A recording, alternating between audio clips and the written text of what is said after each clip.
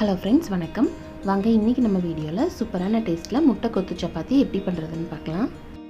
இந்த ரெசிபி ரொம்ப ஈஸியாக பண்ணிடலாம். இதே மெத்தடில் ட்ரை பண்ணி பாருங்கள். கடையில் வாங்குகிற முட்டை கொத்து பரோட்டா மாதிரியே சூப்பராக இருக்கும் டேஸ்ட்டு. நம்ம கடையில் போய் வாங்க முடியாத டைமில் வீட்டில் இந்த மாதிரி சூப்பராக செய்யலாம். சப்பாத்தி கூட ஃப்ரெஷ்ஷாக செய்யணும்னு அவசியம் இல்லை. நம்ம ஆல்ரெடி செஞ்ச சப்பாத்தியே மீதமாக இருந்ததுன்னா அதில் கூட இதை ட்ரை பண்ணலாம். சூப்பராக இருக்கும் டேஸ்ட்டு. இப்போ நம்ம இதை எப்படி பண்ணுறதுன்னு பார்க்கலாம்.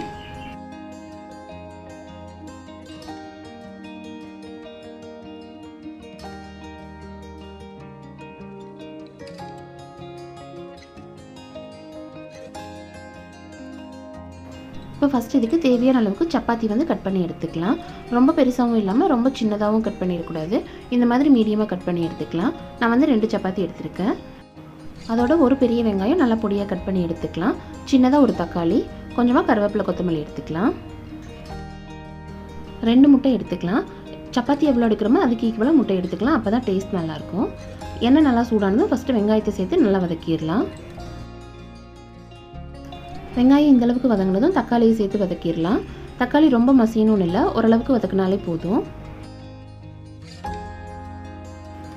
வெங்காயம் தக்காளி இந்தளவுக்கு வதங்கினதும் நம்ம கட் பண்ணி வச்சுருக்கிற சப்பாத்தி எல்லாத்தையும் சேர்த்துடலாம். சப்பாத்தி எண்ணெயிலேயே 2 நிமிஷம் நல்லா வதக்கிடலாம். அப்போ தான் ஓரத்தில் நல்லா கொஞ்சம் கிறிஸ்பியாக இருக்கும் சாப்பிட்றதுக்கு. இப்போ சப்பாத்தி கொஞ்சம் நல்லா வறுபட்டதும் முட்டையை உடச்சி சேர்த்துக்கலாம்.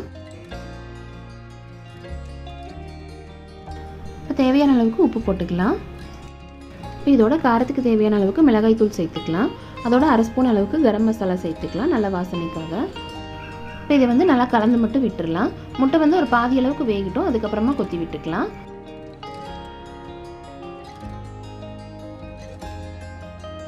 இப்போ முட்டை பாதி அளவுக்கு வெந்துருச்சு. இதில் 2 கரண்டி அளவுக்கு சால்னா சேர்த்துக்கலாம். நான் சிக்கன் சால்னா பண்ணியிருந்தேன், அதை சேர்த்துருக்கேன். இதில் குருமா இல்லை சிக்கன் குழம்பு எதாக இருந்தாலும் நம்ம கொஞ்சமாக சேர்த்துக்கலாம். டேஸ்ட் நல்லாயிருக்கும். ஒருவேளை குருமா குழம்பு இதெல்லாம் இல்லாத டைமில் செய்கிற மாதிரி இருந்தால் 1லேருந்து 1.5 ஸ்பூன் அளவுக்கு சிக்கன் மசாலா சேர்த்துக்கலாம். டேஸ்ட் நல்லாயிருக்கும். இப்போ குழம்பு சேர்த்துட்டு இந்த மாதிரி ஒரு ஃப்ளாட்டான கரண்டி வச்சு நல்லா கொத்தி விட்டுடலாம். இதில் கருவேப்பிலை, கொத்தமல்லி சேர்த்துக்கலாம். இது சேர்த்துட்டு உடனே இறக்கிடக்கூடாது. ஸ்டவ் சிம்மில் வச்சுட்டு கொஞ்சம் நேரம் நல்லா பரட்டி விட்டுட்டே இருக்கலாம். அப்போ தான் இந்த ஃப்ளேவர்லாம் நல்லா உள்ளே இறங்கும். சிக்கன் சால்னா ஈஸியாக எப்படி பண்ணுறதுன்னு சொல்லிட்டு ஆல்ரெடி நம்ம சேனலில் வீடியோ போட்டிருக்கேன். லிங்க் டிஸ்கிரிப்ஷனில் இருக்குது. கண்டிப்பாக ட்ரை பண்ணி பாருங்கள். அவ்வளோதான், சூப்பராக ரெடி ஆயிடுச்சு கொத்து சப்பாத்தி. கண்டிப்பாக ட்ரை பண்ணி பாருங்கள். ரொம்ப சூப்பராக இருக்கும். நம்ம கடையில் வாங்குகிற கொத்து பரோட்டாக்கும் இதுக்கும் டேஸ்ட்டில் எந்த டிஃப்ரென்ஸும் இருக்காது. அதே மாதிரி இருக்கும். கண்டிப்பாக ட்ரை பண்ணி பாருங்கள். செஞ்சு பார்த்துட்டு எப்படி இருந்துச்சுன்ட்டு கமெண்ட்டில் சொல்லுங்கள். இந்த வீடியோ பிடிச்சிருந்தா லைக் பண்ணுங்கள். உங்கள் ஃப்ரெண்ட்ஸ் அண்ட் ஃபேமிலிக்கு ஷேர் பண்ணுங்கள். மறக்காமல் நம்ம சேனலை சப்ஸ்கிரைப் பண்ணுங்கள். தேங்க்யூ.